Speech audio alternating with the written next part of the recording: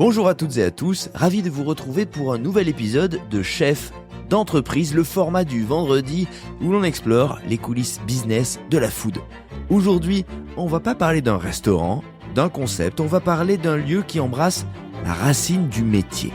Un projet né d'un parcours sinueux, curieux, parfois inconfortable et d'une question simple, centrale. Comment forme-t-on celles et ceux qui vont nourrir demain ? Laurent Perlès n'a pas grandi dans la restauration, il n'a pas suivi un chemin balisé. Il a longtemps cherché ailleurs, dans l'école, à l'étranger, dans l'entrepreneuriat, avant de revenir toujours à ce lieu de l'intime, la table. La table comme lieu de partage, de justice, comme un enjeu de responsabilité. Avec Alexandre Panzer, il a cofondé La Source, une école pas comme les autres, pensée comme un écosystème vivant, où l'on apprend la cuisine en lien direct avec le réel, avec les produits, avec les gens et avec l'époque. En gros, à La Source, on est à l'opposé du « c'est comme ça en cuisine », du « on a toujours fait ainsi ». En fait, à La Source, on questionne et on adapte à des valeurs une manière de vivre l'apprentissage. Dans cet échange, on parle d'éducation, de transmission, de ce que veut dire entreprendre quand on touche à l'alimentation, de ce que ça coûte concrètement de monter une structure engagée et de ce que ça change quand on décide de former autrement plutôt que de reproduire. Je m'appelle David Ordonneau, vous écoutez Chef d'entreprise et voici l'histoire d'un entrepreneur un peu fougueux, éminemment sympathique, capable de vous enrôler, de connecter, d'élever finalement, et qui a choisi de ne pas ouvrir un restaurant de plus, mais de créer un lieu capable d'en faire naître des centaines. Voici l'histoire de Laurent Perlès.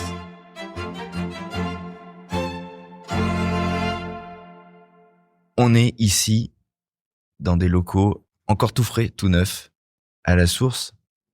On va revenir à La Source, à la source de ton histoire en l'occurrence, mais là on est à La Source, la vraie, et on va en parler de cette école. Mais si on peut revenir au début, au tout début, est-ce que pour les auditeurs qui vont te découvrir, on peut repréciser un petit peu dans quel environnement, dans quel cadre tu as grandi ? Quel est le début de l'histoire ? Avec plaisir. Et juste avant, pour poser le cadre, c'est très important pour moi. Cette aventure-là, elle est partagée. Elle est collective. Elle est collective, collective évidemment. De fait. Et elle est collective de fait. Et elle est partagée à sa création, sa conception avec Alexandre Panzer, qui est mon pote. Qui, à un moment de l'histoire, va donc rejoindre et former un duo avec toi. Qui est même pas mal à l'origine de tout ça aussi, voire très à l'origine. Et il faut absolument que j'en parle parce que, voilà, qu'on sache que cette histoire-là, elle n'est pas sur mes épaules et que sur mes épaules, c'est très important, voilà, pour moi. J'ai grandi dans un environnement idyllique, exceptionnel, plein d'amour, de moyens, de gentillesse, de protection, de tout ce dont on peut un peu rêver. Et de manière très contrastée, j'ai été élevé par des gens qui m'ont mis dans ce milieu-là et qui n'ont fait que m'élever en me faisant prendre conscience que c'était pas normal. D'accord. Donc t'es environnement super. Normal au sens sain du terme. Hein. Pas normal, c'est pas la norme. En fait, voilà. C'était où ? C'est géographiquement, ça ressemble à quoi ? C'était dans l'Ouest parisien. D'accord, ok. Et tout se passait vraiment très bien, mais je pourrais jamais autant les remercier que aujourd'hui, par exemple, même si c'est un truc qui m'habite, voilà, du matin au soir, tous les jours. Ils ont passé leur temps à nous dire, moi et ma sœur, la vie, c'est pas ça. C'est la vôtre, mais c'est pas ça. Ok. Donc toi, t'as eu des parents qui t'ont fait grandir dans un cadre privilégié en te disant attention, c'est pas ça la vie, c'est pas ça la norme. Quoi, chez nous, vraiment, c'était quelque chose de profond, de quotidien, de permanent, etc., etc. Donc forcément, j'ai pas de souvenir, mais je pense pas que j'y réfléchissais beaucoup à 10 ans dans mon lit. Mais petit à petit, une fois que tu commences à effectivement bouger un peu, regarder, comprendre, lire, être un peu plus curieux et voir effectivement que tout ça est purement, strictement plus que vrai. Une, tu les remercies, et puis deux. En tout cas, ça m'a fait ça à moi. Ça m'a donné très jeune une conscience presque dérangeante, mais très très forte de ce phénomène de pourquoi moi j'ai eu plein de trucs et pas les autres. Et plein de trucs, c'est un peu de moyens, c'est de l'amour, c'est de l'éducation, c'est de la curiosité, c'est de l'accès à plein de choses, au voyage, aux cultures, etc. Et pour arriver à une notion très vraiment très forte de qu'est-ce qui est juste et pas juste. Et en gros, de se dire, voilà, pardon pour l'expression, enfin, elle n'est pas vulgaire d'ailleurs, mais l'allostrie du sperme, elle est quand même hallucinante. T'as rien demandé, t'es là, et d'autres ont rien demandé, et ils sont dans des situations qui sont dramatiques. Et ça, c'est quelque chose. Voilà, mon grand, t'es responsable de rien, t'as rien construit, t'as eu du bol. Tant mieux, profites-en. Fais-en quelque chose de pas mal. C'est la moindre des choses que tu te dois et nous dois. Et ça donne quoi quand on est enfant, adolescent, à un âge où on doit un petit peu se projeter? Une des premières questions, et je le répète souvent à ce micro, à laquelle on est confronté dans la vie, c'est qu'est-ce que tu veux faire plus tard? Toi, avec cette culture, cet héritage, cette conscience qui s'aiguise très tôt, comment tu te projettes quand t'es enfant, ado? T'as envie de faire quoi? Tu te rêves quoi? Alors moi, j'étais un peu, je le suis encore un peu toujours, mais j'étais un peu barré. De toute façon, j'étais très sympa, mais je foutais rien. Pas en espèce de révolte prépubère, hein, mais c'est que je ne comprenais pas, très honnêtement, comment on pouvait s'intéresser aux mérovingiens. Et pourtant. Ouais. Et pourtant. Laurent, non, mais c'est une grosse lacune, hein, je dis pas, on en parle souvent à table. Donc je vais pisser. Mais voilà, avec une prof, avec des lunettes double foyer, un chandail gris. C'est moche, voilà, stop. Arrête. Voilà, 2 heures après, la fonction de f de x, ça me paraît très très bien, c'est des jolies lettres. Et qu'est-ce que tu veux que ça me foute? Et en fait, j'étais fasciné par les gens que ça intéressait. Qui bouffaient des théorèmes, qui les recrachaient, etc., etc. Moi, j'étais plus sur les bouquins, les textes, des choses qui commençaient à me parler un petit peu.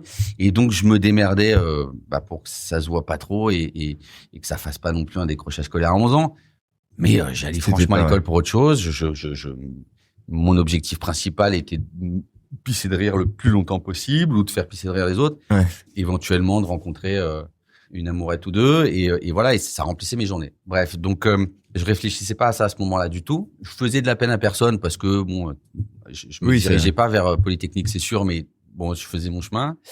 Et en fait, tout ça a complètement changé quand je me suis réveillé un petit peu et j'ai intégré une école américaine, une branche de l'INSEC, qui avait monté une boîte, l'Institut de Management International de Paris, qui était 100% sur les préceptes et les contenus des Bachelor of Arts américains, des universités, à Paris, fait par des profs américains, dispensé par des profs américains. Attends, mais pardon, mais qu'est-ce qui fait que à un moment, tu décides, alors qu'on a compris que l'école n'est pas vraiment ton truc, que tu fais le minimum pour passer entre les gouttes et voilà, qu'est-ce qui fait que tu te diriges dans cette voie, qui est quand même une idée du business, du monde de l'entreprise, de l'entrepreneuriat? Pourquoi cette vocation internationale? Qu'est-ce qui te parle là-dedans? Parce que j'étais pas assez courageux, David. Je vois pas de quoi tu parles, parce que moi j'ai fait une école de commerce privée, je vois pas du tout de quoi tu parles. Non, j'étais pas assez courageux pour voilà, il fallait, puis il y a une petite pression quand même, t'es gentil. Voilà, t'as une tête à peu près bien faite, va au bout et prends-toi un diplôme parce que voilà. Et donc je passais un concours en me disant jamais. En fait, je l'ai eu et donc je suis rentré là-dedans très content en me disant de toute façon je pouvais pas rester dans ce truc français qui me va pas du tout, ce truc binaire, passif. Donc il y avait une histoire de culture déjà où tu te disais moi je me reconnais pas dans l'académisme. Je ne comprenais pas cette façon qu'on avait de je vais dire des conneries, enfin des banalités, mais de ce système de notation, cet affichage collectif, de quand je te rends des copies, ça m'a toujours semblé quelque chose de. Il y a pas très longtemps, j'ai découvert un tableau de Banksy, je sais pas si tu le vois, qui est ouf. En fait, c'est un tableau qui est coupé en deux. Il y a la première partie qui est extrêmement colorée d'une bande de gamins qui rentrent dans une école qui est superbe de couleurs, de machin. Et donc, en son milieu, l'école est coupée en deux. La deuxième partie du tableau devient totalement grisâtre et ils ressortent de là, plombés, la tête baissée en regardant leur pompe un peu sous la pluie, machin. Bref. Et donc, l'image, à moi, en tout cas, je suis très admiratif des gens qui font des études, des thèses, des agrègues et tout. Vraiment, je le suis. Hein. Non, mais il y en a qui s'épanouissent là-dedans, en fait. C'est ça le truc. Moi, ce tableau me parle énormément. Ouais. Je me dis, c'est un truc qui me détruit, quoi. Enfin, je veux dire, bref. Attends, incursion, t'as des enfants? Oui. C'est pas facile de gérer, d'imaginer qu'on les met dans. Moi, tu vois, je pourrais dire exactement les mêmes mots que t'emploies depuis le début là. Je pourrais dire la même chose. J'ai non seulement une petite fille et j'ai une femme qui a fait HEC. Ah ouais. Donc je pense que les problèmes sont devant nous, David. ou pas. Il y a une forme de complémentarité où tu vas pouvoir dire demande à maman. Ou elle va dire arrête de lui dire ça. Ça peut s'équilibrer. Fin de cette parenthèse. Voilà, donc tu rentres dans cette histoire. Dans ce que les Américains proposent, qui est totalement différent. Où en gros tu dis devant 250 personnes, 2 plus 2, ça fait 5, et le mec va dire ok. t'en as mis un de plus, mais on va comprendre pourquoi. Mais viens me voir après parce que à mon avis, je sais. Ou sinon, tu m'expliqueras, etc. Et donc, t'as une espèce d'échange comme ça, perpétuel, sans orgueil, sans jugement. Encore une fois, c'est ce que j'ai vécu. Peut-être que d'autres diraient, ouais, t'as de la chance, mais voilà. Donc, j'ai développé immédiatement un respect pour les gens que j'avais en face de moi. Qui m'a poussé très vite à me dire mais faut que je bosse pour ce gars, c'est pas possible avec ce qu'il me donne, il faut que je bosse pour, je peux pas le décevoir quoi. J'avais ce rapport là qui était incroyablement avec ceux qui t'enseignaient à ce moment-là. Beau quoi. Voilà, et j'ai passé une année à faire un master du coup parce que j'ai plongé là-dedans, donc du coup j'ai eu les notes qu'il fallait, j'étais plutôt bien et donc j'ai décroché une année en master de finance à l'université de Floride. Donc là, j'étais dans l'université, les notes comptaient pour mon diplôme, etc. C'était pas un petit échange. Alors là, on est encore plus loin. J'étais dans un espèce de scénario de film superbe à la Cercle des potes disparus où le mec te fout, te colle un dé, mais c'est vraiment vécu, quoi. Il y a une petite note avec son portable, son adresse où il te dit, le café que tu vas m'apporter demain matin à cette adresse-là, il est allongé au lait avec 3 sucres. Le bouquin que tu auras lu entre maintenant et demain matin, avec lequel tu vas te pointer, c'est celui-là. On discutera. Donc, le lendemain matin, tu dis, je vais le faire, même si c'est une blague, je le fais quand même, parce que j'avais un peu de mal à y croire. Donc, tu vas lui chercher son café. Tu vas tu lis le bouquin jusqu'à 3 heures du matin. Il te demande de lui raconter. Il te demande de refaire la copie. Et je pense que là, on est, à mon avis, tu vas aborder le truc autrement. Si c'est pas le cas, je te recollerai un dé. Je pense que là, à mon avis, t'es mieux. Cette relation-là, je vous jure qu'elle existe parce que je l'ai vécue et je vous laisse la liberté de me croire. Mais une fois qu'un mec qui te donne son temps, qui t'accueille sur le perron de sa baraque et qui te dit, je pense qu'on est bon. Et en fait, tu repars de là. Je vais pas te dire larmes aux yeux, c'est pas vrai, mais pour moi, c'était tellement, j'avais envie de gueuler. Putain, les mecs, je vous jure que ça existe, quoi. Je vous jure que ça existe. Hyper intéressant pour l'après, parce que là, on est dans une école qui forme des chefs, qui forme en termes de management, en termes de rapport à l'autre, quand on sait et qu'on doit transmettre. Cette attitude-là. C'est ça, tu vois, c'est ça, je t'éduque, quoi, je te prends par la main, je dois te donner mon temps, c'est mal dit, mais ça doit faire partie de mon job. Et donc, c'est sûrement la partie, évidemment, la plus noble de ce job-là. Je demande pas à tout le monde mais en tout cas, quand on le vit, on se dit, je suis dans un rapport complètement différent à cette structure, à cette université, en l'occurrence, ce prof, à ce qu'il me demande d'eux, ce qui est plus du tout une corvée, mais qui est bon, voilà, le mec, il t'illumine la tronche, quoi, en fait. Mais non, mais c'est intéressant de mettre ça en parallèle parce que, évidemment, on en est loin de ton actualité parce que là, on se parle d'une époque de jeunesse, de formation où t'es étudiant. Mais ça dit plein de choses. Les gens qui nous écoutent dans ce format dédié à l'entrepreneuriat se disent, bon, mais ok, mais ce prof, le temps qu'il va prendre avec Laurent pour lui expliquer les trucs, pour prendre son café, prendre du temps pour parler aux gens, c'est un gain. Ça peut paraître une perte à ce moment-là et c'est ça qu'on est en train de se dire là. Parce qu'on imagine le temps que prend ce prof. Il peut pas le prendre avec 20. Ben, peut-être que si déjà. Et peut-être que ce temps qu'il prend à ce moment-là va en faire gagner à tout le monde dans les mois qui vont suivre dans cette formation. Moi, ma toute petite analyse aujourd'hui, c'est que ce qui se passe, en gros, c'est des généralités, mais ce qui se passe un peu à l'opposé en France, que j'ai vécu, toi aussi, je trouve ça incroyablement responsabilisant pour des gamins de 11-12 ans. Enfin, moi, j'avais pas cette responsabilité-là. Ouais. On m'a donné un truc, je me suis dit, je suis pas là pour ça. Et c'est hyper dangereux parce que voilà, ça doit être de l'épigénétique, quoi. Le mec ADN, ou ma femme, elle bosse, quoi. Même à 11 ans, 12 ans, elle fait ses trucs, tu vois, consciencieusement, elle prend de l'avance. Mais à la limite, comme il n'y a pas ce rapport, ou très rare, au prof, ça concerne toi, ta conscience, ta responsabilité, ta maturité à ce moment-là. Hyper difficile. Et nécessairement, il y a, je sais pas, 60-70% de gamins qui passent à côté. Alors que un petit, tu vois, enfin bon, j'enfonce des portes un peu ouvertes. Mais non, mais c'est important. Mais une rencontre, la bonne attitude, le gâchis qu'il doit y avoir. Bref, donc moi en tout cas, ça m'a réveillé ça. Et je peux te dire que fallait me réveiller. J'avais pris des somnifères, donc ça m'a réveillé de dingue et ça m'a très positivement, mais ça m'a révolté. C'est un truc de ouf. Et puis ça t'ouvre sur toi, ça t'ouvre sur tout, quoi. Pas simplement sur l'académique, tes notes et tout. Moi, ça m'a fait comprendre plein de trucs. Et j'ai vraiment adoré ce moment.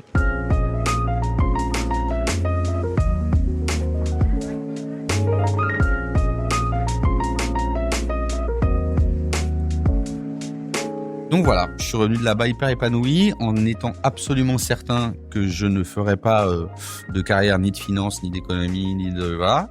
Ça empêche pas, hein, du tout. Et je suis parti en Argentine. Voilà. Je voulais partir soit en Chine, soit en Argentine. Je me suis dit la Chine, oublie, t'es pas au niveau de ce que ça va représenter. Et pourquoi l'Argentine? Et pourquoi l'Argentine? Parce que j'ai vraiment pas beaucoup calculé, parce que c'était latin, espagnol, très loin, beau, exotique, machin. Et j'avais très envie de me confronter à, je suis pas non plus parti remonter l'Amazone sur le dos, hein, mais me confronter à, tiens, je pars vraiment sans rien, sans contact. Je vois ce qui se passe. Si ça se passe mal, je rentre. Et puis si ça se passe bien, j'en aurai plein de bénéfices. Ça a beaucoup plu à ma mère. Mais l'idée, c'était d'y faire quoi? J'en avais aucune idée. Mais c'était de quitter un peu, d'être un peu dans un autre moment, milieu, sans repère, sans facilité. À quel âge à ce moment-là? J'avais 22. Et voilà, donc j'y suis allé et je suis resté 6 ans et demi. Alors attends. Qu'est-ce qui se passe quand on arrive là-bas à 22 ans, dans un pays très très loin de ce qu'on connaît, une culture, une langue, avec l'idée de se dire je vais voir ailleurs. Ce qui est assez large, hein, si je puis me permettre quand même. On verra bien. On verra bien, mais c'était vraiment ça, on verra bien. Et mais attends, tu débarques là-bas et donc quoi, tu vois? Tu débarques là-bas et tu vas dans un petit hôtel du Microcentro de Buenos Aires, tu te poses. Je m'étais dit, je prends une semaine ou deux. Je comprends assez vite qu'en fait, j'arrive à un moment qui est pour le pays qui est ouf parce que ils sortent à ce moment-là pile d'une période de marasme, de faillite, de défaut. Les FMI, ils en sortent. Ils sortent d'un truc hallucinant qui s'appelle le Corralito. Corralito, c'était un truc qui les tenait où ils n'avaient pas le droit. Ils avaient le droit à une certaine somme d'argent qui était leur, hein, que les banques leur donnaient ou pas. Donc c'était un moment c'est au-delà de l'austérité. D'immenses tensions et ils étaient vraiment en train d'en sortir. Donc je suis arrivé en fait, malheureusement pour moi, dans un moment d'hystérie nationale. Ah oui. Mais vraiment de d'hystérie nationale, de fête, de création, de vivre la nuit, voilà. Le mec s'en plaint. Non, je m'en plains pas. Non, parce que ça commence par malheureusement. Donc quoi? Je m'en plaignais pas trop. Et donc en fait, un peu plus sérieusement, ça m'a permis de faire 1 milliard de rencontres très vite. Mais en quoi c'était gênant? Parce que t'as dit malheureusement. Non, je déconne. Malheureusement, c'était plutôt pas mal comme histoire en fait. Ça aussi, ça a beaucoup plu à ma mère et. Bon, donc une fois que j'ai pris un peu conscience que je vivais un peu plus quand il faisait sombre que jour, je me suis repris un peu. Je me suis dit que je trouvais ce pays passionnant et que mes rencontres étaient géniales. Donc voilà. Et j'ai essayé de structurer un peu mes futurs mois là-bas. Et j'ai commencé, je me suis associé avec le vice-président de la Chambre de commerce franco-argentine qu'on m'avait présenté. On a lancé une activité d'immobilier, mais d'immobilier collé à un domaine viticole à Mendoza qui s'appelait Vignes des Andes, que lui était en train de créer. Et j'avais la responsabilité. J'avais une petite responsabilité dans une mission qui consistait à trouver des clients français pour qu'ils achètent des parcelles de 2 hectares. Il y en avait 50 avant. D'accord.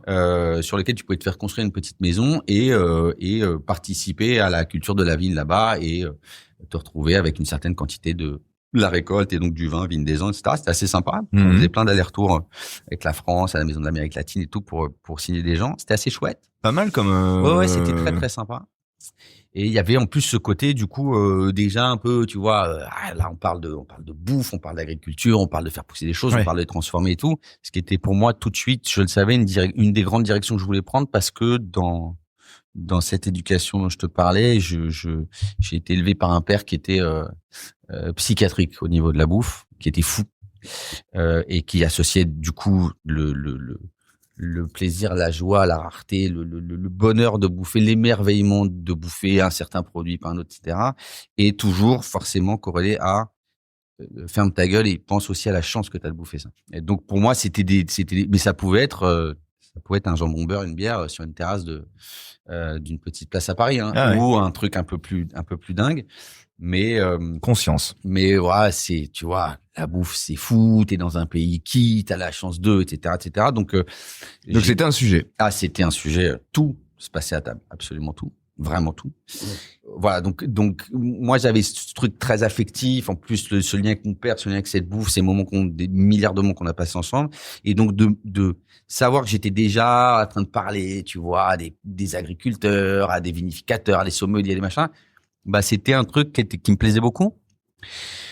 Et puis j'ai rencontré un pote qui est un franco-argentin qui voulait monter un restaurant. Et donc il avait commencé à me dire, en fait, des gens, on pourrait mettre le vin chez moi, etc., etc. Et comme on en parlait tout le temps, on a fini par le monter ensemble, ce resto. Donc j'ai un peu appris ce métier là-bas. On a monté un resto, on a essayé qu'il soit le premier restaurant de Buenos Aires qui mette en avant vraiment le côté, tiens, ce vin vient de là, mais c'est un truc un peu, pas farm to table non plus, mais c'est un lien très direct qu'on a avec ce domaine-là. Et puis après, on s'est dit, ça pourrait être carrément un gros storytelling voilà, de quel produit tu bouffes. C'était pas encore trop le délire là-bas à cette époque-là. Mais alors, attends, pardon, mais là, je pense aux gens qui nous écoutent, on se dit, mais il est quand même balèze parce que il a fait sa petite école, ok, bon, qui est quand même, on sent qu'il est pas prestigieuse, mais il y a quand même quelque chose. T'es allé à l'étranger, t'as étudié, là tu débarques, bon, une petite partie festive voilà, liée à ton âge, mais après t'entreprends rapidement. Monter un restaurant, ça se fait pas tout seul. Comment ça marche? Comment tu trouves ces moyens-là? Enfin, je veux dire, c'est déjà des responsabilités qui sont quand même très signifiante à cet âge-là. Si tu le dis. Bah, attends, si tu dis, non, mais un restaurant, c'est pas rien. Je plaisante pas, mais ouvrir un restaurant, pardon, tu le sais. Ouais, mais c'était des conditions faciles. Il avait un peu de moyens. On n'a pas eu tout ce travail tu vois, la maison qui s'est transformée en restaurant était un truc aussi assez accessible qu'on nous a d'abord prêté. C'était pas si compliqué. C'était pas les restos qu'on a montés après à Paris où là t'es vraiment dans une démarche beaucoup plus technique quand même d'entreprendre. Donc ça, c'était très facilité à l'époque. Ouais. Et du coup, on a pu, monter un restaurant qui a super bien marché, qui était, pareil, qui mêlait la fête. Et en fait, à l'époque, ce qui était déjà une démarche assez forte, quoi, en termes d'accès aux ressources, je veux pas dire anti-gaspillage, c'était pas vrai à l'époque, mais d'une certaine conscience des produits, d'où ils viennent, etc., etc. Qu'est-ce que tu découvres de ce milieu-là, de ce métier-là? Parce qu'en l'occurrence, ça, c'est une découverte. Les métiers de la restauration, on est tous clients. Mais quand on passe derrière, c'est autre chose. Il y a une réalité. Qu'est-ce qui te parle? Ce qui me parle, c'est que à l'époque. Parce que là, tu dis restaurateur finalement. Ouais, restaurateur léger. Parce que en fait, je m'étais dit dans ma vie, je verrai les métiers que je fais, mais ça sera des métiers que je ferai, soit qui me rappelleront quelque chose de très fort et qui viendront assouvir une passion que j'ai. Par exemple, la bouffe. Mmh. Et si c'est pas la bouffe, ça sera le théâtre. Et en fait, mais c'était vraiment un truc très très fort en moi. Théâtre aussi, je manquais un peu de courage vers 18 ans et tout, donc j'en ai pas fait. Le resto de Buenos Aires, j'étais 100% quasiment du temps en salle. Et donc, je m'éclatais comme un ouf, quoi. Je m'éclatais comme un dingue parce qu'il y avait ce truc-là animé, il y avait... C'est marrant que tu convoques le théâtre à ce moment-là et que t'en reparles à ce moment-là parce qu'il y a effectivement cette théâtralité-là et on sent que c'est quelque chose qui t'anime aussi à ce moment. En fait, tu découvres une scène. C'est vraiment une scène. C'est un peu des mots, un peu machin, mais c'est vraiment une scène. Mais c'est vrai. Et en plus, quand tu t'en sers comme ça, enfin, c'est un terrain de jeu génial. T'es chez toi, c'est facile et tout. Voilà. Donc, j'ai pas la version à ce moment-là de tout ce qui peut polluer ou pas, ou ternir ou pas, ou caractériser ou pas aujourd'hui la restauration telle qu'on la connaît, en tout cas toi et moi ou nous. C'est une expérience qui est un peu comme ça, un peu isolée, un peu idyllique, un peu particulière. Bref, génial, formidable. Tu vas aller au bout de ce rêve? Il est temps de rentrer en France quand même. À quel moment on se dit qu'il est temps et pourquoi? Il est temps parce que ça manque. Ouais. Ah ouais. Ouais. Il est temps parce que ça manque vraiment beaucoup, beaucoup tout, quoi. Ta maman, ton papa, ta sœur, tout ça, il y a tout le monde, quoi. Faut revenir. Combien de temps tu vas passer en Argentine? Plus de 6 ans. Ah ouais. Tu vois, donc c'est bien. C'est bien. J'étais très, très, très heureux de revenir. J'étais très heureux de revenir en me disant, je suis vraiment définitivement dans un pays qui est incroyable. Tout ce qu'on veut, qui est incroyable. Ouais, bien sûr. Parce que là-bas, je te fais une version très marrante, mais il y a vraiment beaucoup de choses qui vont pas, et quand elles vont pas, elles sont dures, quoi. Elles sont dures, elles sont même tragiques parfois, elles sont injustes, il y a toute une série de choses qui fonctionnent très, très, très, très mal, et donc qui rendent la vie des uns et des autres plus ou moins très compliquée, voire impossible. Et donc, tu rentres ici et tu te dis, la France est un pays béni. Me parlez pas de la CGT, me parlez pas de machin, c'est un pays exceptionnel. Donc j'en avais une immense conscience. C'était super sympa comme sensation d'ailleurs. Encore une fois, de dire putain, quel bol d'être, tu vois, la chance d'être né en France, à Paris. Enfin, c'est fou quoi.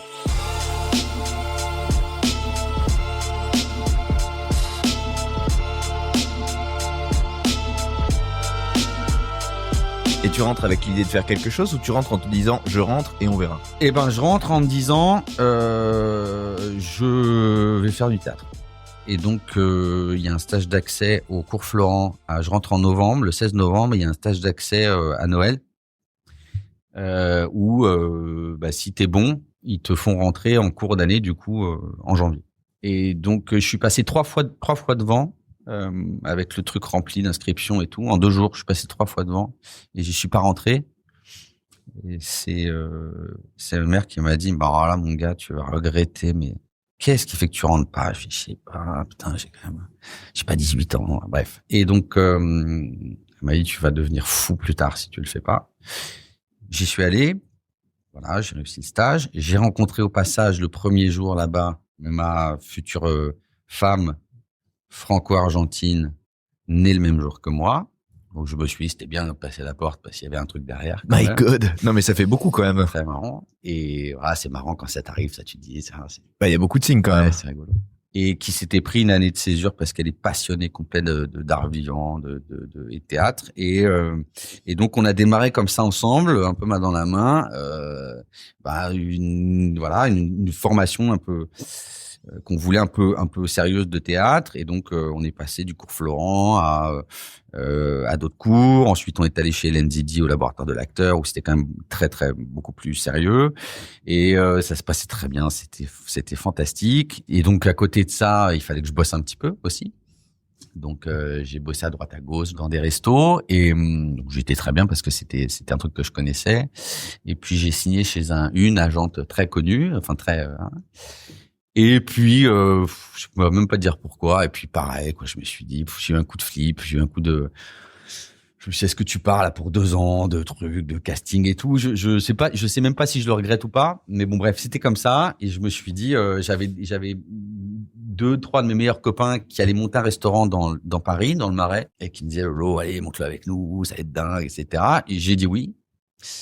Et donc, on a monté un restaurant qui s'appelle Soma, rue de Saint-Onge, qui était complètement barré, un izakaya avec un chef au milieu d'un grand carré. On s'est pas mal amusé. On a fait une belle restauration. En fait, je commençais à force de faire de la restauration à vraiment sentir que toute mon enfance, etc., était en train de ressurgir. Je regardais la salle avec putain, mais c'est que des gens qui ont du pognon, c'est que tu vois, c'est que des produits chers, c'est que à quoi tu sers, quoi. Ouais. Mais sans condamner les autres, mais bien sûr. Est-ce que c'est vraiment ça? Est-ce que je sentais, c'est épidermique, quoi. Je me sens pas si bien que ça. Il y a un truc paradoxal et contrasté qui est à la fois, on sent que tu découvres aussi un terrain qui t'est familier, finalement, ton lien à la nourriture, à la restauration, à ce partage, il fait partie de toi et de ton histoire. C'est aussi quelque chose qui se souligne à mesure que le temps passe. Et donc, il y a cette histoire de conscience qui arrive et qui se développe dans le même temps. Bah, mais après, j'ai passé des formidables moments, hein. Mais moi, le seul truc qui me sautait aux yeux, c'est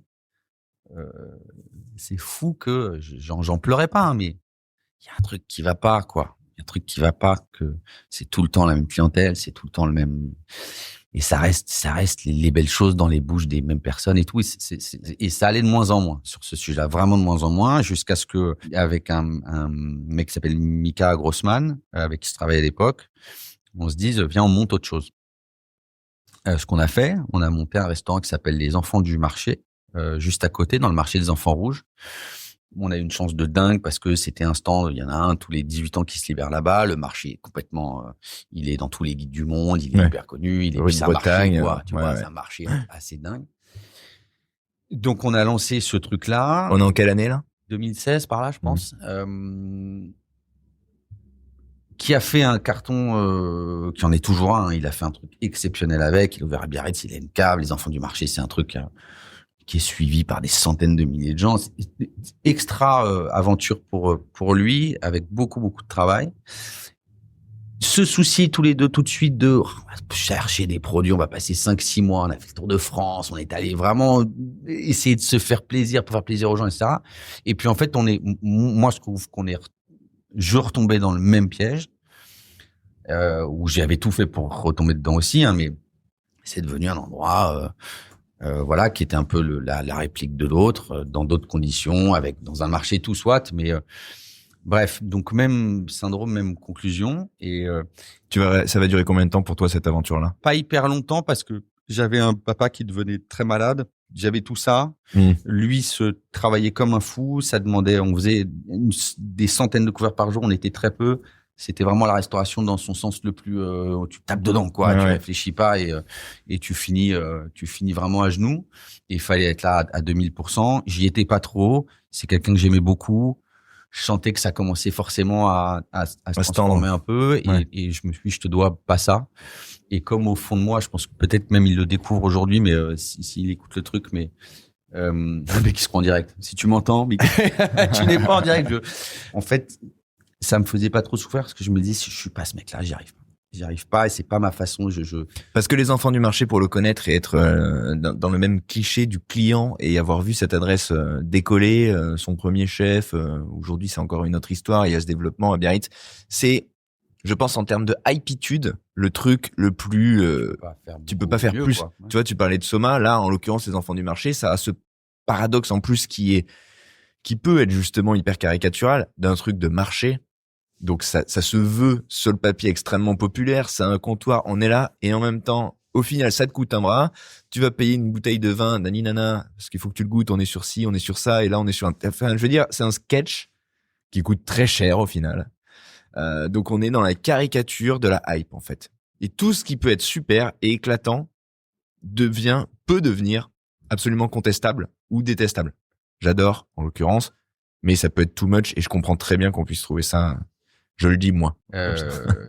Mais boulot hyper sincère de la nôtre au début, de la sienne encore aujourd'hui. Cuisine géniale, des chefs inspirés. Et tout le droit du monde d'avoir ce positionnement. Bien sûr.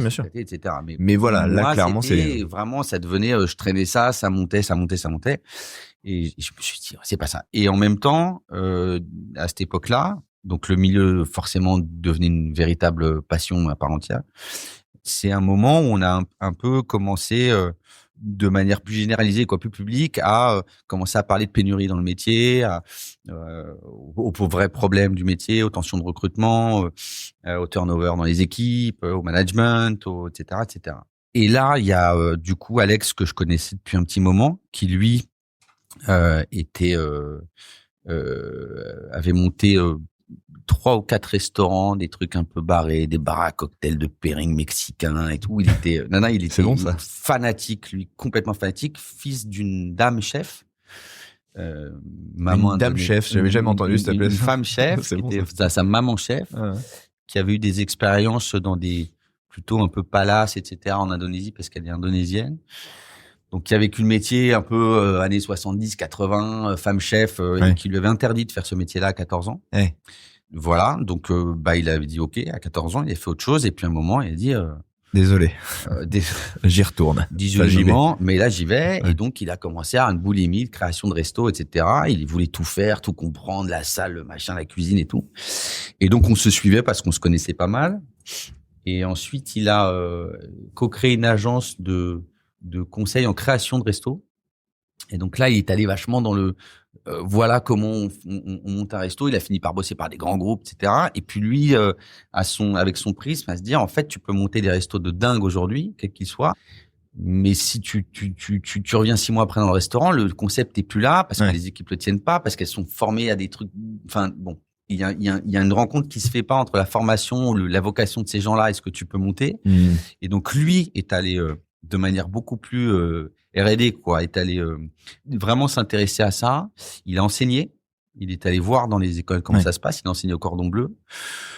Cordon Bleu, c'est particulier, mais c'était une façon aussi de comprendre un des aspects de ce panorama un peu de formation, à en tirer pas mal de conclusions, à commencer à m'en parler un petit peu, à dire, en fait, avec la vision qu'on a nous, monter des restos, c'est pas mal. Mais on commençait à avoir une idée beaucoup plus ambitieuse, beaucoup plus grande de nourrie. putain, si on fait ce métier-là, en fait, on pourrait le faire pour ce qu'on considère, nous, comme plein d'autres aujourd'hui, à insuffler un vent, mais complètement inconnu, nouveau. Et pour changer tout ça, quoi de plus ouf que de s'intéresser à l'éducation. Et quand on a mis la tête dedans, dans tout le panorama français de ce qui existe dans CFA, lycée hôtelier, etc., de la formation en restauration, hôtellerie. La formation, de 99% des gens qui veulent passer un CAP ou un BEP. Putain, on s'est dit, c'est fou, en fait, le décalage qu'il y a entre ce que doit être l'alimentation de demain, nos valeurs à nous, de la bouffe pour plus de gens, populaire, la street food, le pas cher, les bons produits, etc. Comment on arrive à démocratiser, à donner accès à cette belle bouffe et à cette nouvelle façon d'apprendre l'alimentation. Donc, du coup, l'alimentation durable à plein de niveaux. Et l'état de la formation, qui ne prend absolument pas en compte. Et ces mastodontes de l'éducation nationale qui, c'est très compréhensible, sont hyper sédentaires, hyper lourds, hyper en manque de moyens, hyper machin, qui sont pas du tout agiles et qui te sortent cuisine de référence depuis 37 ans, les trucs en papillote, les photos un peu jaunies et tout. Et en fait, on s'est dit, c'est un constat, il est très clair. Mais du coup, si on essayait de prendre une feuille très très blanche, très très grande et de se dire, c'est quoi le campus de demain, rêver des métiers pour nous de la restauration, qu'est-ce que ça donnerait? Et en fait, on se dit, ça peut que donner un truc pas mal parce que il y a une place à apprendre. Alors, ce sera peut-être pas on veut pas faire une licorne, on s'en fout. Ouais. Mais si on a envie de commencer à se dire qu'on peut tout changer par là et que ça marche un peu, et qu'on sera un peu conforté là-dedans et on aura une vie de passion et d'acteurs d'une plusieurs transitions qui sera possible parce qu'on aura un outil d'éducation qui sera peut-être un jour assez fort.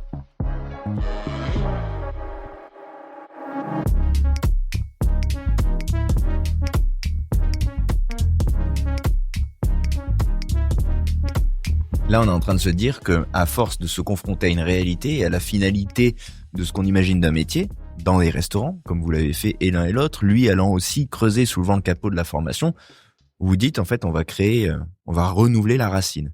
On va essayer d'insuffler des valeurs à ceux qui veulent demain être chef, être restaurateur. Et voilà. Et quelque part, au lieu d'ouvrir un restaurant avec des valeurs, peut-être qu'on va former 10, 20, 30, 100 personnes qui, eux, vont ouvrir leur resto avec ces valeurs. Et là, t'as des vecteurs qui sont très forts, t'as de pénétration de marché, d'influence, d'impact au sens vrai mot impact. C'est pas une adresse. Et comme Alex, c'était depuis qu'il avait des enfants, c'était une passion pour la pédagogie, comment je transmets des choses, des savoirs, des infos, En fait, lui est venu avec cette passion-là et cette connaissance profonde et cet intérêt pour ça. Il est venu me balancer ça à moi, qui avait rencontré des trucs, qui avait des idées sur l'école et des expériences qui étaient... Et donc, on s'est dit, mais on pète tout. Faut pas que ça soit des écoles. Les écoles, c'est des trucs d'il y a 70 ans. Faut pas que ça soit un truc. Là, ça résonne chez toi avec ton truc, justement. On a passé des plombes et des plombes et des plombes à dessiner, à regarder, c'est quoi l'éducation perpétuelle, l'apprentissage fortuit, décontextualisé, comment tu fais, pédagogie, non, andragogie, comment tu partages, c'est quoi la place des apprenants, c'est quoi la place d'un élève, plein d'expériences qu'on avait ensemble pour se dire, si on le fait à fond. Il faut pas que ça ressemble à une école. Il faut que ce soit dans des écosystèmes, dans des trucs qui sont plus grands que nous. Il faut qu'on vienne créer des synergies partout avec ce qui nous entoure. Il faut que ce soit ouvert au public. Il faut que le travail des gens soit valorisé, soit consommé, soit etc., etc. Et donc, une fois on s'était passionné par ça, c'est allé très vite parce que vraiment, on s'arrêtait pas. Mais genre, vous vous retrouviez et vous dessiniez l'école de demain, en fait. On a fait ça pendant des semaines et des semaines et des semaines. Puis à un moment, on s'est dit, du coup, maintenant, c'est assez vite, mais c'est le contenu en lui-même.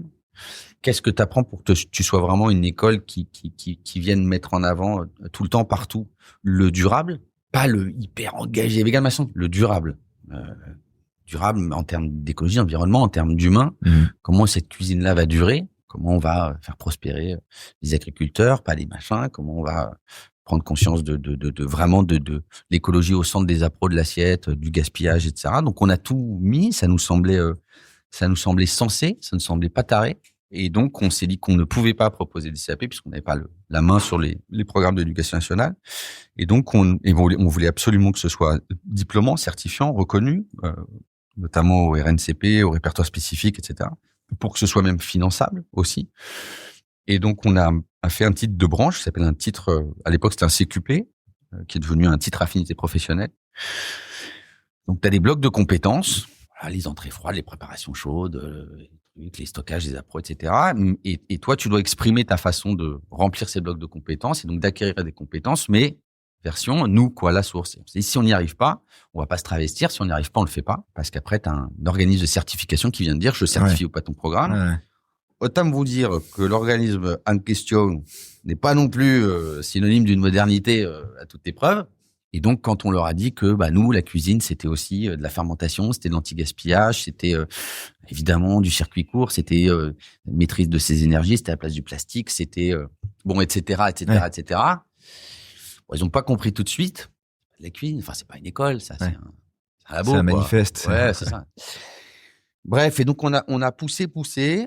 On a eu cette première certification, donc d'un programme qui était un titre affinité commis de cuisine, qui, selon nous, te mettait dans les conditions d'un restaurateur hyper conscient, qui avait envie de mieux travailler, de faire mieux, et de diffuser ces valeurs-là, et du coup de se projeter dans les années à venir avec toutes les limites qu'on connaît et ce que ça imposait.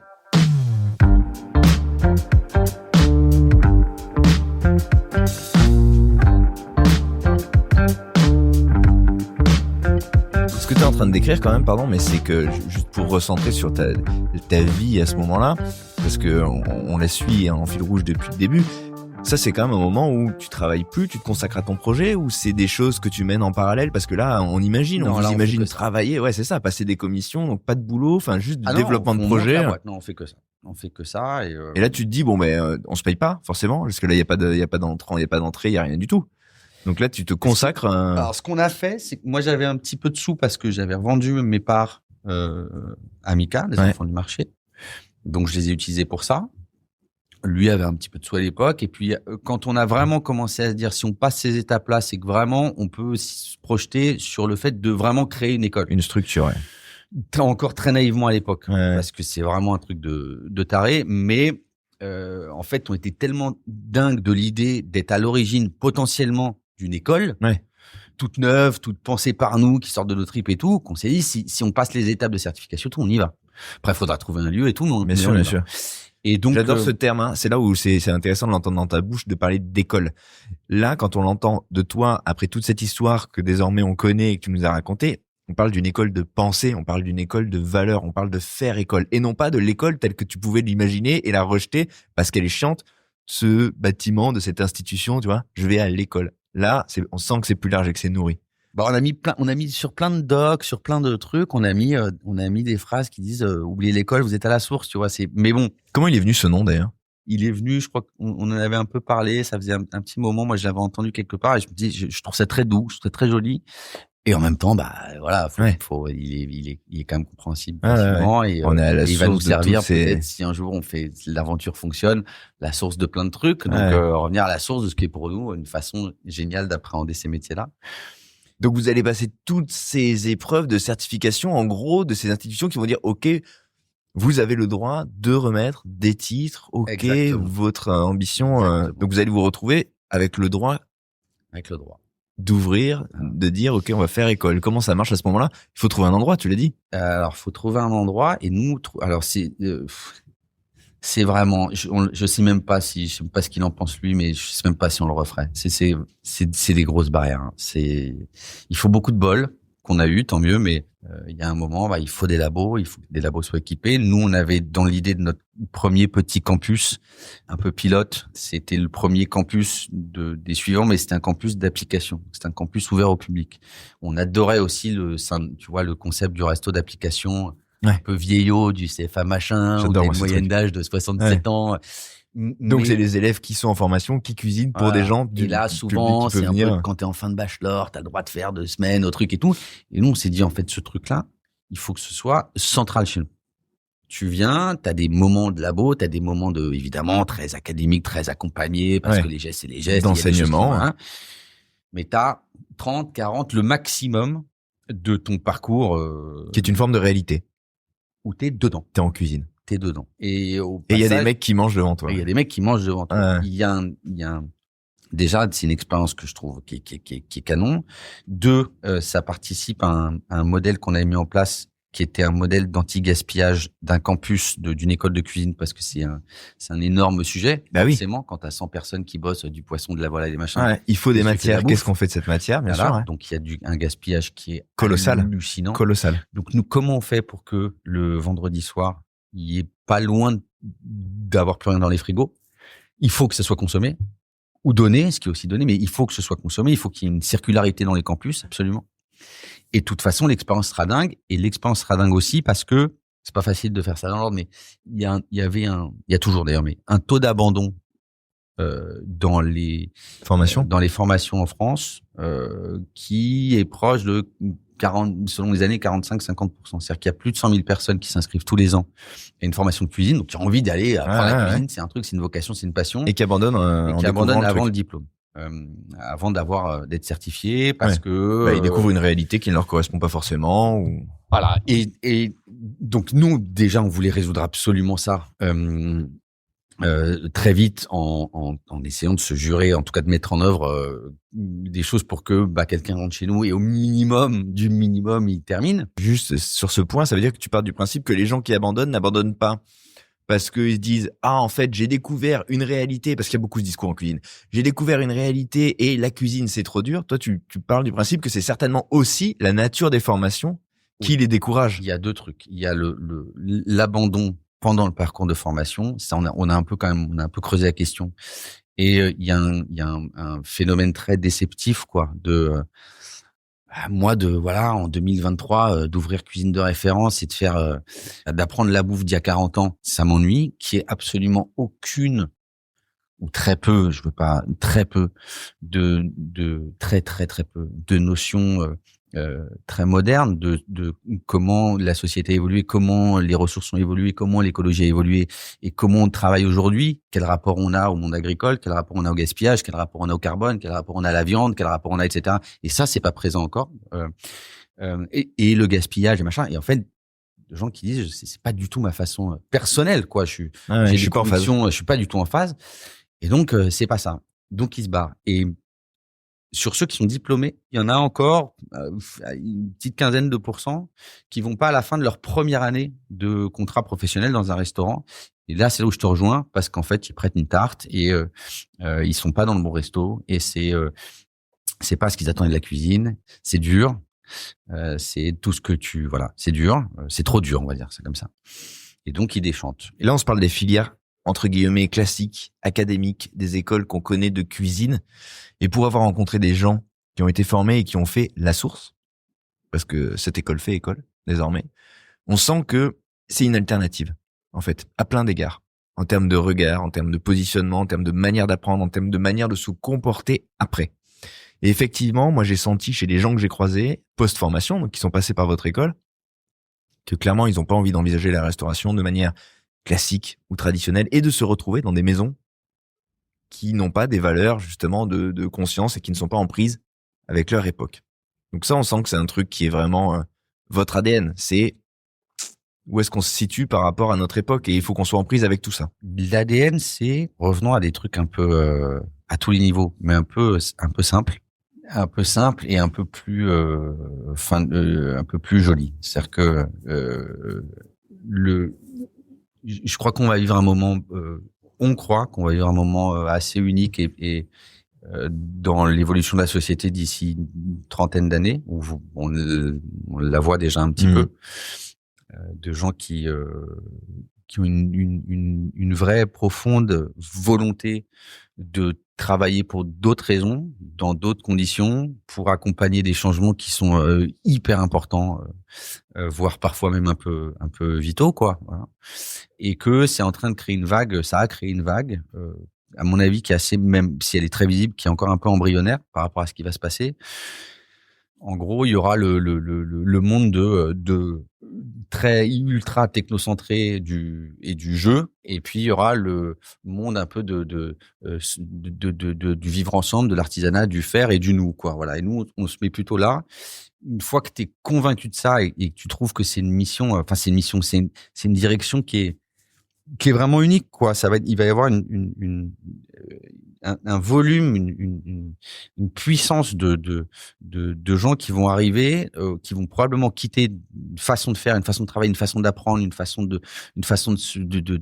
d'avoir un lien aux autres, une façon de se positionner, d'agir ou pas d'agir, de traverser la vie comme ça de manière un peu hologrammique, quoi, un peu transparente. Ou non, en fait, au fond de la cour de récré, là-bas, je vois des gars et des nanas qui s'éclatent, qui s'adorent, qui se parlent bien, qui ont en tout cas l'envie, le rêve ou la naïveté, si tu veux, ce que tu veux, mais la volonté en tout cas de participer à changer les trucs. Donc ils le font avec le petit bout qu'on leur donne et leur échelle. Et vous voulez accompagner ce mouvement, vous voulez en être à la source. En tout cas, on y croit vraiment, on est très bien, quoi. Encore une fois, c'est un sentiment qui est assez parfait parce que tu dis, voilà, ce qu'on fait tous, les élèves, nous, les restaurateurs qui nous accompagnent, c'est bien. C'est une forme de militantisme un peu passif. Parce que, en fait, vous n'êtes pas point levé et étendard, mais vous habitez épanoui une nouvelle manière d'aborder ce métier. Je vais ambassadeur de la source, en fait. C'est pas mal. C'est un pognon extraordinaire, pour tout ça. Une blinde. Non, mais c'est pour ça que je dis simple, parce qu'en fait, on se dit, restons simples, soyons pas des ayatollahs fous furieux, machin, c'est ça. parce que, tu vois, on en parle avec des gens incroyables, comme des Rodolphe Landman, il y a pas longtemps, et tout, progressisme plutôt qu'intégrisme, quoi. Allons-y, sans éliminer les gens, allons-y avec compassion, avec intelligence, avec l'envie de. Ouais, on a envie de le faire comme ça. On a envie vraiment de pousser, de montrer une voie, de développer soit des structures, des initiatives, des outils, des partenariats, des façons de faire, des savoirs, des compétences qui vont nourrir ce truc-là. Et si ça marche, c'est formidable. Nous, on touche à l'alimentation en plus, à la restauration. Donc, il y a une finalité un peu géniale aussi. C'est quand même bon. Ce que tu mets dans ton corps est quand même pas négligeable. Et en fait, tu t'aperçois que tu arrives à lancer une pierre et faire pas mal de ricochets parce que tu touches plein de trucs. Tu touches l'épanouissement personnel. Tu touches encore une fois l'éducation. Quand tu mets la main dans l'éducation, c'est fou. C'est vertigineux. C'est ultra responsabilisant. C'est très émouvant. Des gens tu vois, t'accueilles une première promo. Ils étaient 9 à la Cité Fertile à Pantin. Tu la question, elle te brûle les lèvres, mais tu t'es pas le droit de la poser. Mais qu'est-ce qui fait que tu nous donnes cette confiance-là? Ouais, qu'est-ce que vous foutez là, les gars? Et moi, ça me fascinait.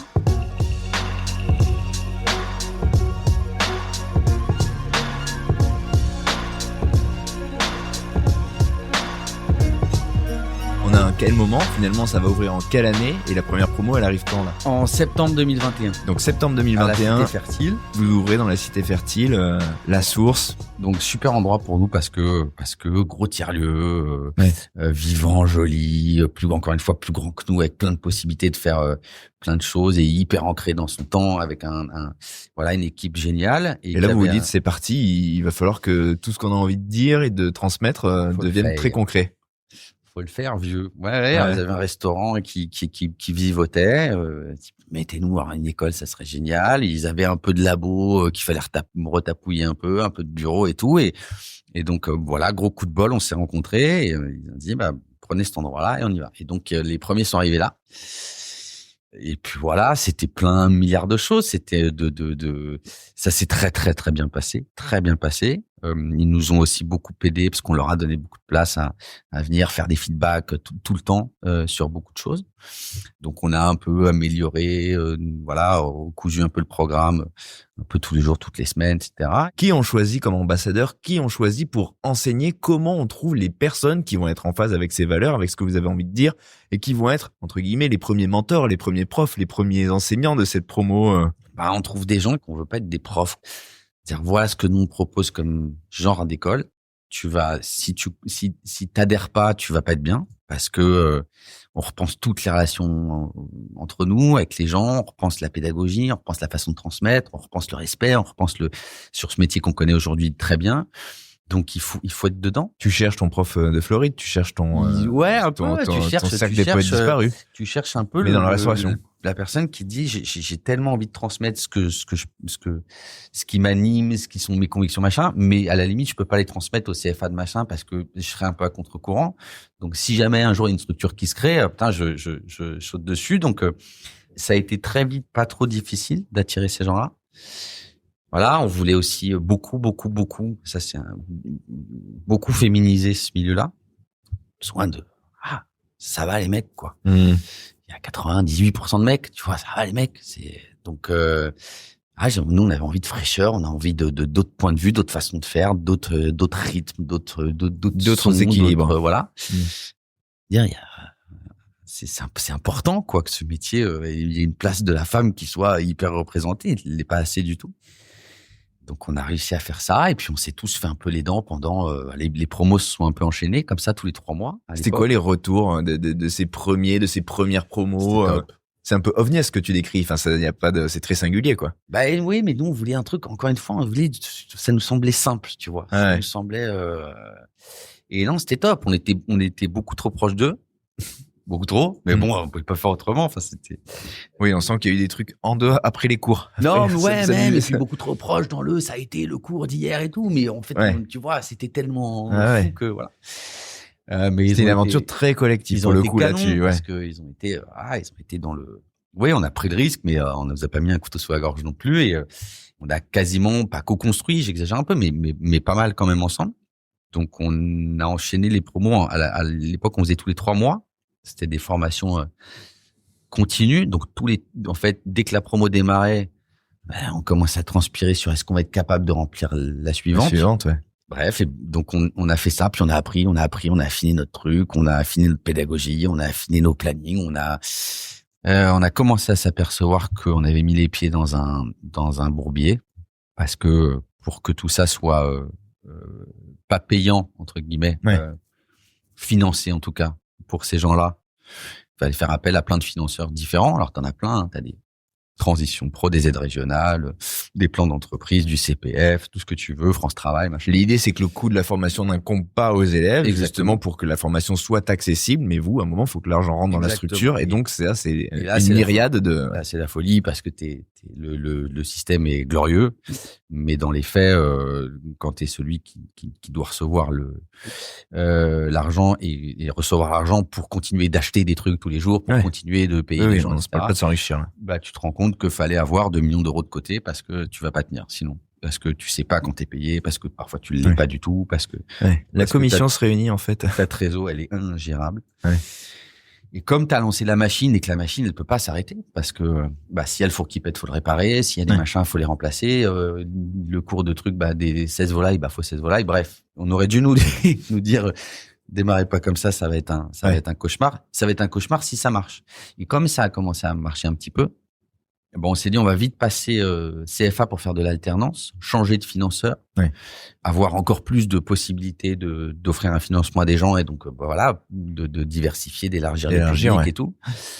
Ça a été génial, mais ça a été pire. T'es encore payé encore plus bizarrement et de manière encore plus compliquée. Et donc voilà. Donc ça, c'est une réalité qui nous a rattrapés, c'est celle-là.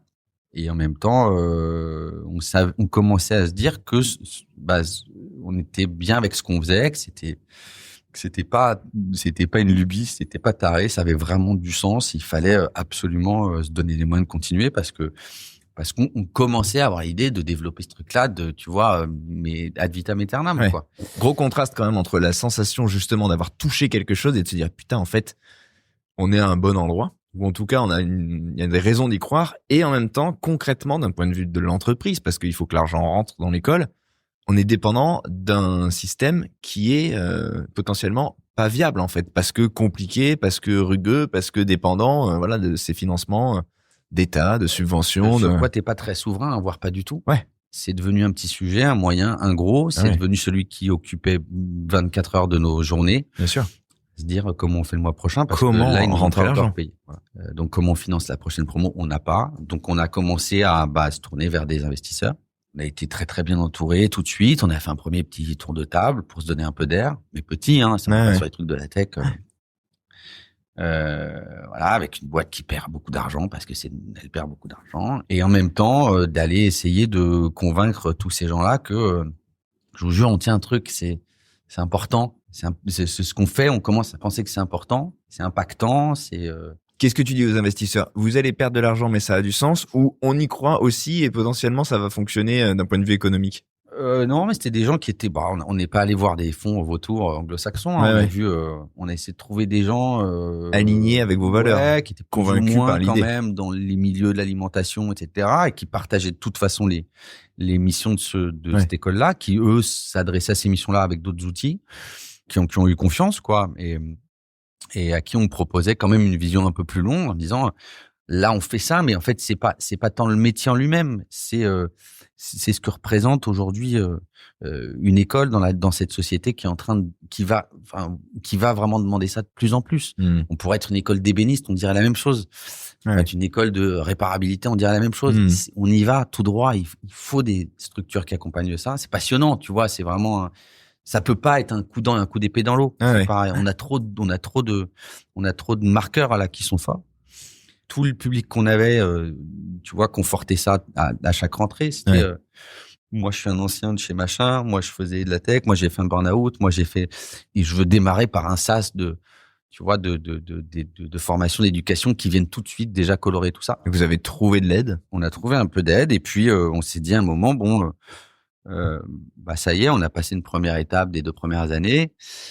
Commencer à créer des réseaux de restaurateurs, partenaires pour avoir une espèce de communauté très, très forte autour de gens qui adhéraient à ces projets-là. Donc, il y a plein de gens qui se sont rapprochés des Make Sense, des Écotables et beaucoup d'autres qui tirent dans le même sens, quoi, avec des structures et des expertises différentes, qui se disent faut prendre cette direction-là, elle est chouette et elle est franchement utile.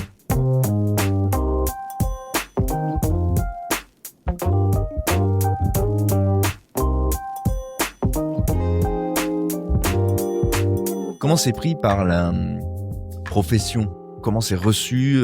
Comment tes élèves ou les premières promos, vos élèves intègrent le monde professionnel?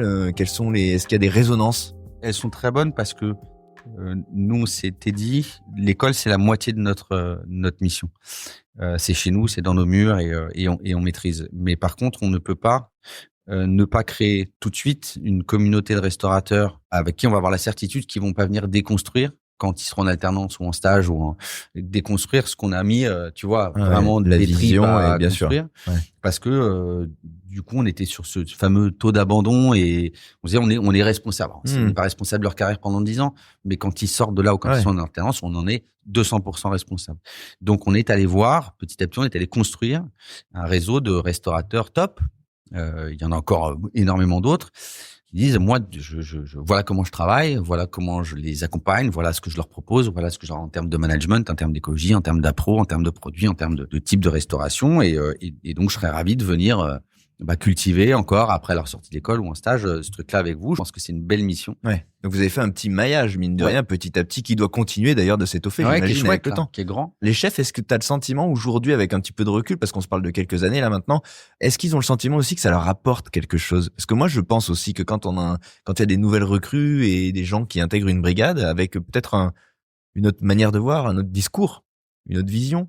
Quand on est chef depuis 30 ans, même si on veut évoluer, même si on veut que notre logiciel se mette à jour, peut-être que ces recrues-là, elles sont intéressantes aussi parce qu'elles insufflent quelque chose. Je suis sûr. C'est des gens qui sont, une fois qu'ils ont vu ce qu'ils ont vu chez nous, ils ont envie de, ils sont surexcités, quoi. Ils ont envie de mettre ça partout. Ils ont envie de faire du pain, du levain, des misos. Ils ont envie de faire de construire des trucs, de mettre la main sur les appros en se disant, il faut rien gaspiller. Moi, je sais faire, utiliser 3 fois, 4 fois, 5 fois un produit, etc. Donc, souvent, on leur dit, attends, détends-toi un peu.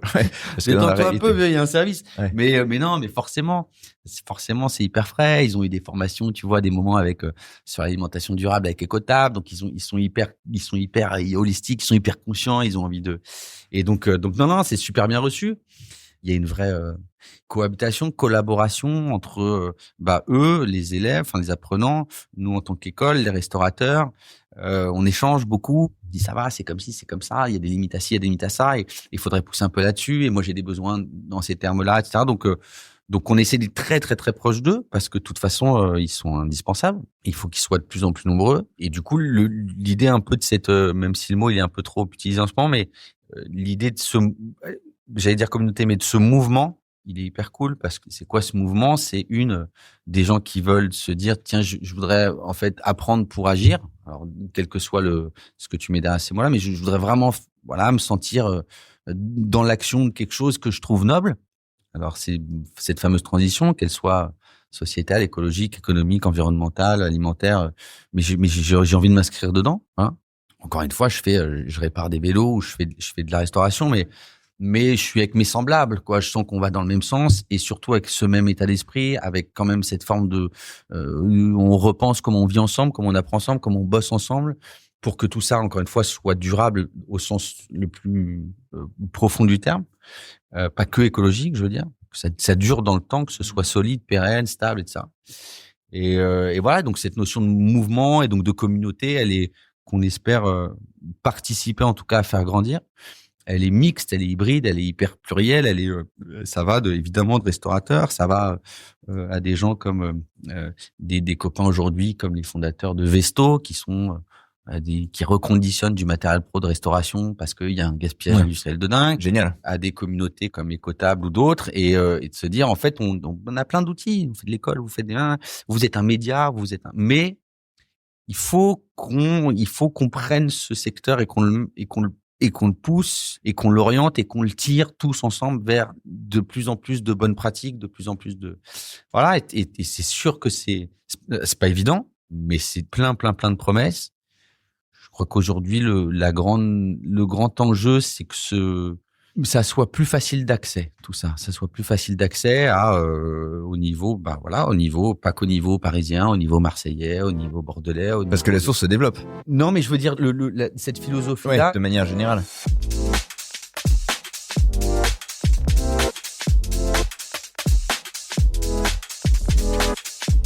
Il faut des outils et aussi des structures qui vont pouvoir lui donner un cadre et en tout cas un terreau pour s'épanouir. Ouais. Je crois que c'est ça l'idée. Mais là, on en est à un stade où on boucle et où on trouve aussi la résonance par rapport à ton histoire que tu nous as racontée. Parce que là, on est en train de réinventer une forme d'enseignement, de réinventer une manière de se projeter, d'apprendre, de partager, de se connecter avec quelque chose de concret, très loin justement de ce que tu ne trouvais pas utile dans tes théorèmes et dans tes, je sais plus ce que tu citais comme exemple, mais dans tes mérovingiens. Pauvre mérovingien qui aurait demandé. Mais voilà, là, on est dans quelque chose d'applicable, de concret, de projeté sur la société. On sent que le vent se lève. Et aujourd'hui, cet enregistrement, il n'a pas lieu à la Cité Fertile, il a lieu à Bercy, dans un bâtiment immense, impressionnant, très beau, avec des équipements. Il y a des gens autour de nous qui sont en train de faire des travaux. Il y a un outil de travail qui est dingue. Donc, on sent qu'il s'est passé quelques trucs. Est-ce que tu peux nous raconter justement pour qu'on en arrive à cette actualité où on se trouve et où est la source aujourd'hui? Parce qu'elle s'est un peu déplacée. Hein. Non, ouais, aujourd'hui on est à Bercy Lumière, qui est dans le quartier de Bercy Village, qui est un immense immeuble de tertiaire qui nous a offert il y a 2 ans, qui a voulu qu'on s'installe chez eux, en nous montrant une espèce de révolution dans leur métier. C'est très marrant, très intéressant. Mais ça résonne quand même. C'est passionnant, de gens qui disent voilà, ce qu'on faisait depuis 40 ans, il faut le faire autrement, offrir des conditions de travail qui soient pleines de valeur, qui soient pleines de sens et remettre un peu l'utilisateur, le résident au centre de cet immeuble-là, lui laisser un peu les pleins pouvoirs si on a envie d'être très solidaire, il faut qu'on le soit. Si on a envie d'être ouvert au public, il faut qu'on le soit. Si on a envie d'avoir un ancrage environnemental, de repenser complètement l'immeuble, il faut l'être. Et voilà, ces immeubles-là et ces façons de travailler ne peuvent plus être les mêmes aujourd'hui que en 1980. Sinon, on va dans le mur. Et on a trouvé ça absolument extra. Vraiment. Et donc, on est venu s'installer, remplacer un gros acteur de la cuisine collective et créer du coup un grand campus d'application, donc encore avec un gros restaurant là de 130 places, en lieu et place de cet acteur-là, pour les résidents de cet immeuble et pour les gens de l'extérieur aussi. Voilà, avec des labos plus nombreux, plus grands. Là, je peux le dire, hein, moi, parce que je viens de le découvrir. On est dans les endroits. Là, en l'occurrence, on enregistre dans une salle de classe. Il y a des salles de classe, donc il y a des étudiants qui sont de l'autre côté du mur, là, qui sont en train d'apprendre à leur manière. Et comme on se le dit, avec l'ADN de la source, en dessous, il y a cet outil de travail qui est hallucinant que tu m'as fait visiter, qui est cette cuisine flambant neuve. Enfin, je veux dire, ça fait rêver n'importe quel étudiant de travailler dans ces conditions. Ils vont en plus pouvoir voir sous leurs yeux des clients qui viennent parce qu'ils bossent au-dessus, au 3e étage de machin, mais parce qu'ils sont passés dans la rue, parce qu'ils sont au courant ou parce qu'ils ont écouté ce podcast. Venez déjeuner là. Enfin, je veux dire, Là, c'est un bel outil. Ouais, pour le coup, c'est magnifique. C'est un super outil et c'est en plus ici, c'est marrant. Là, c'était fertile, c'était un type de public et ça a été génial pour démarrer. Là, c'est peut-être, on verra, hein, mais on ouvre dans 3 jours, donc c'est peut-être un public qu'il va falloir quand même un peu plus prendre par la main pour voilà, lui montrer. C'est pas normalement, c'est pas des bouffes que tu retrouves dans ces endroits-là. Donc il y aura tout un travail qui à mon avis va être assez cool à faire avec eux. Et ça, et en fait, qui disent, je descends pas au restaurant, je descends à l'école, tu vois, manger. C'était un peu tu vois, le pitch de départ. C'est, tu sais, comme les boucheries maintenant, qui disent, en fait, on a une salle derrière, tu peux dîner ou tu peux déjeuner, machin. Et tu te dis, ce matin, il s'est passé un truc là-dessus, ou une boulangerie, tu dis, ils ont fait du pain. Et nous, on voulait faire un peu pareil. C'est une école qui te laisse de la place pour venir manger. Mais quand tu viens, voilà, t'es baigné en fait dans le quotidien des apprenants qui sont partout. Ouais. Et en l'occurrence, par un effet de planning et de rotation, toutes les semaines, il y a une équipe de 10, 12, 14 apprenants qui sont avec un ou deux chefs en cuisine, du coup, d'envoi d'applications. Ouais. Pendant leur cursus et qui viennent qui viennent appliquer ce métier-là. Et ce qui est extra cool, et ça se passe ici à Bordeaux, à Toulouse, et ça se passera, j'espère, à Marseille, c'est que les gens qui viennent déjeuner sont incroyablement gentils, quoi, parce qu'ils sentent qu'ils participent aussi à la formation, que s'ils font une connerie, c'est vraiment pas grave, et on n'est pas dans les mêmes attentes. Donc il y a un côté très doux et très compréhensif, très bienveillant, très mignon qui s'installe. Et il y en a qui essayent de faire vraiment le mieux possible, toujours avec un peu de trouille, et d'autres qui disent, nous on est là et encore une fois on nous a pas obligés, et c'est top. Ça crée aussi un moment de restauration qui est intense, hein, parce que ça peut être 100 ou 120 couverts, mais qui fait prendre une photo comme ça de c'est intense, mais c'est très chouette, tu vois, et c'est surtout pas violent, stressant, paniquant. Donc non, c'est très bien d'être ici. On a plein d'envie et de faire encore plus. On est super heureux parce que c'est un outil dingue qui nous permettra en plus d'aller encore plus loin sur plein de domaines. Trop content d'avoir découvert ça aujourd'hui et de cette rencontre et de cet échange à ce stade de l'histoire. J'invite tous les gens qui nous écoutent à aller se renseigner justement sur la vocation de cette école, à venir ici pour déjeuner et voir cette ambiance, parce que même si les portes ne sont pas encore ouvertes, je peux dire qu'on sent déjà cette énergie-là, ce partage, cette envie, cet enthousiasme en fait. C'est chouette. On peut découvrir donc dès aujourd'hui l'école de demain finalement. Si ça provoque ça, c'est déjà pas mal. C'est déjà top. Merci Laurent d'avoir pris le temps de raconter ton histoire et de nous donner envie justement de pousser cette porte. Et merci pour ce projet qui est super. Merci 1000 fois. Et s'il y a une envie, une appétence, une curiosité pour ça, regardez, il y en a un peu partout maintenant à Paris. On va voir à Marseille, dans un quartier un peu particulier, en bordure des quartiers nord, mais qui est une espèce d'écosystème d'apprentissage par une boîte qui s'appelle la Synergie Family, ça va être un truc, à mon avis, fou dingue d'insertion, de partage, de pluralité, voilà. La source, c'est où? Donc là, on est à Paris. Il va y avoir Marseille, on le dit. On est dans l'écosystème de Darwin, à Bordeaux. À Bordeaux, ouais. On est dans les grandes halles de la Cartoucherie à Toulouse. On va être du coup à l'Épopée, ça s'appelle à Marseille. Là, on est à Bercy village, donc dans le Bercy Lumière. C'est pas mal, hein. C'est pas mal. Et on développe. Ouais, c'est pas mal. C'est pas mal. C'est même très bien. On est tous très fiers de ça. Et je crois qu'on tient avec beaucoup d'autres les rênes de ce qu'il faut tenir pour les années qui viennent, en disant que ça va peut-être être un peu compliqué et que il y a des choses de très nobles, quoi, pleines de sens à faire ensemble, plein de niveaux différents, sans se tirer dessus, sans se tirer à la bourre, et de se mettre un peu tous main dans la main et dire tiens, on prend cette direction-là, on y va ensemble, on partage, et ça fait des résultats assez beaux. Merci pour cet enthousiasme, ça va faire du bien tout le monde de la restauration et de la gastronomie. Le vent se lève. Merci Laurent. Merci David.